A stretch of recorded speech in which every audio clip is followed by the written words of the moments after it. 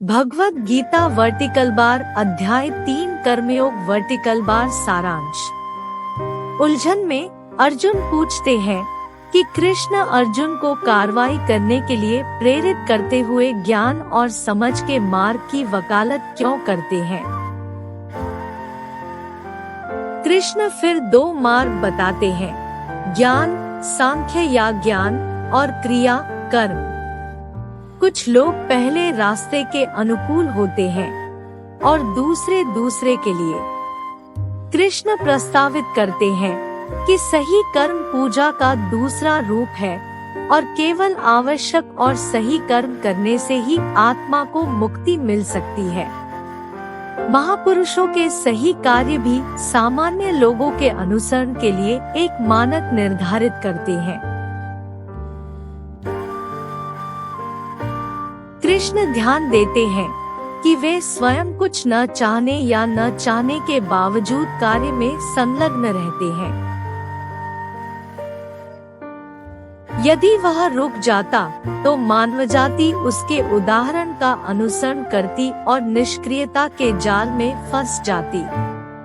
कृष्ण भी अर्जुन को प्रोत्साहित करते हैं कि वह अहंकारी मैं को अपने कार्यों से बाहर ले जाए और किसी भी कार्य के मैं करता हूँ सोचने के जाल से बचे। इसके बजाय अर्जुन को यह समझना चाहिए कि कर्म केवल गुणों पर कार्य करने वाले गुण हैं। कृष्ण जोर देकर कहते हैं कि अपना कर्तव्य बटा बुरी तरह से करना बेहतर है पूरी तरह से बटा दूसरे का करने से। अर्जुन तब कृष्ण से पूछता है कि मनुष्य को बुरे कार्यों के लिए क्या प्रेरित करता है। कृष्ण बताते हैं कि वे रजस नामक गुण से प्रेरित होते हैं या वह गुण जिसमें जुनून और हिंसा शामिल है। इस गुण की बहुत अधिक उपस्थिति लोगों को इच्छा और क्रोध से कार्य करने का कारण बनती है, जिससे बुरे कार्य होते हैं। इससे बचने के लिए कृष्ण जोर देकर कहते हैं, मन को इंद्रियों से अधिक मजबूत होना चाहिए और स्वयं की समझ को मन से मजबूत होना चाहिए। यह समझने के लिए कि क्यों कुछ लोग कार्रवाई का मार्ग लेने के लिए पैदा हुए हैं, जबकि अन्य समझने का मार्ग वापस लौटना महत्वपूर्ण है जाति व्यवस्था को। अर्जुन योद्धा जाति का होने के कारण अपने जन्म से कर्म के मार्ग के अनुकूल है। ब्राह्मण या पुजारी जाति में से कोई व्यक्ति संभवतः ज्ञान और समझ के योग के अनुकूल होगा, जो ध्यान और शास्त्र के अध्ययन में अभ्यास करता है। कृष्ण की कार्रवाई बनाम निष्क्रियता या गलत कार्रवाई की व्याख्या के लिए 3 गुणों की अवधारणा है। गुना का अनुवाद गुणवत्ता या विशेषता के रूप में किया जा सकता है और 3 गुण सभी अस्तित्व के 3 प्राथमिक गुण हैं। वे सत्व है, शुद्धता और रचनात्मकता, रजस जुनून और तमस अंधकार और विनाश। इन गुणों के असंतुलन के परिणाम स्वरूप असंतुलित दुनिया होती है। कृष्ण द्वारा उपयोग किए गए उदाहरण में बहुत अधिक रजस वाला व्यक्ति जुनून और अहंकार द्वारा शासित होगा और इस प्रकार बुरे या गलत कार्य में संलग्न होगा। कर्तव्य की अवधारणा कृष्ण की चर्चा और शामिल व्यक्तियों की विश्व दृष्टि के केंद्र में है। कर्तव्य संस्कृत शब्द धर्म का मोटा अनुवाद है, जिसे एक सर्वव्यापी विचारधारा के रूप में समझाया जा सकता है, जिसमें अनुष्ठान और नैतिक व्यवहार शामिल है।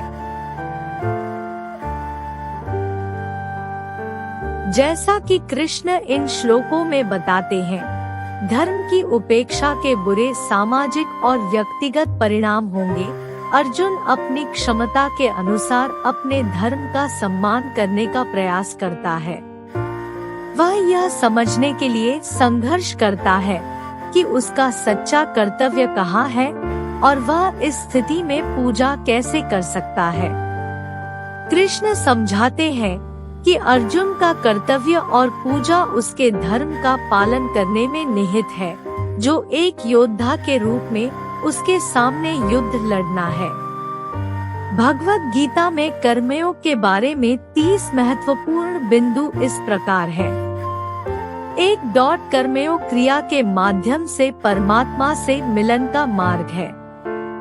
2. इसमें परिणामों के प्रति लगाव के बिना कार्य करना शामिल है।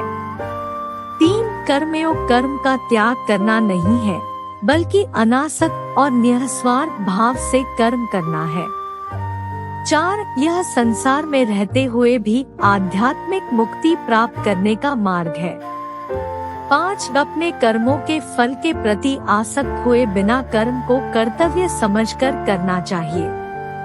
6. कर्मयोग के लिए इच्छाओं और स्वार्थी उद्देश्यों से मुक्त एक अनुशासित और संतुलित मन की आवश्यकता होती है।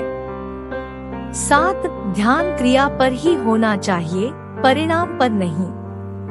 8. कर्मयोग मन को शुद्ध करने और आंतरिक शांति की ओर ले जाने में मदद करता है। 9. यह हमें सिखाता है कि जो हमारे पास है उससे संतुष्ट रहो और भौतिक संपत्ति से आसक्त न रहो। 10. कर्मयोग में व्यक्तिगत लाभ की अपेक्षा किए बिना अधिक अच्छे के लिए कार्य करना शामिल है। 11. इसके लिए एक स्थिर और संतुलित दिमाग की आवश्यकता होती है, जो सफलता या असफलता से अप्रभावित हो। 12. कर्मयोग करुणा को बढ़ावा देता है और परोपकार की भावना विकसित करने में मदद करता है। 13. इसमें पसंद और नापसंद से प्रभावित हुए बिना टुकड़ी के साथ कार्रवाई करना शामिल है। 14. कर्मयोग के लिए प्रतिकूल परिस्थितियों में भी स्थिर मन की आवश्यकता होती है। 15. यह क्रोध, घृणा और ईर्ष्या जैसी नकारात्मक भावनाओं पर काबू पाने में मदद करता है। 16. कर्मयोग में अपने कर्मों के फल को ईश्वर को समर्पित करना शामिल है। 17. इसके लिए भक्ति और ईश्वर के प्रति समर्पण के साथ कर्म करने की आवश्यकता होती है। 18. कर्मयोग संभाव और आंतरिक शांति की भावना विकसित करने में मदद करता है। 19. इसमें वर्तमान क्षण में रहना और अतीत या भविष्य की चिंताओं से विचलित नहीं होना शामिल है। 20. कर्मयोग का अंतिम लक्ष्य परमात्मा से एकाकार होकर मुक्ति प्राप्त करना है। 21. कर्मयोग में पुरस्कार या मान्यता की अपेक्षा के बिना कर्म करना शामिल है। 22. इसके लिए एक अनुशासित और नियंत्रित मन की आवश्यकता होती है, जो विकर्षणों और नकारात्मक विचारों से मुक्त हो। 23. कर्मयोग वैराग्य की भावना विकसित करने में मदद करता है और भौतिक वस्तुओं के प्रति अनासक्ति। 24. इसमें सेवा और त्याग की भावना से कर्म करना शामिल है। 25. कर्मयोग आंतरिक शक्ति और लचीलापन पैदा करने में मदद करता है। 26. इसके लिए सत्य और धार्मिकता के प्रति दृढ़ और अटूट प्रतिबद्धता की आवश्यकता होती है। 27. कर्मयोग विपरीत परिस्थितियों में भी आंतरिक शांति और संतोष को बढ़ावा देता है। 28. यह विनम्रता और निस्वार्थता की भावना विकसित करने में मदद करता है। 29. कर्मयोग में व्यक्तिगत लाभ की इच्छा के बिना वैराग्य की भावना के साथ कार्य करना शामिल है। 30. यह जीवन पर सकारात्मक और आशावादी दृष्टिकोण पैदा करने में मदद करता है। हमारे वीडियो देखने के लिए धन्यवाद। कृपया हमारे चैनल को सब्सक्राइब करें, लाइक करें, हमारे वीडियो को शेयर करें। धन्यवाद।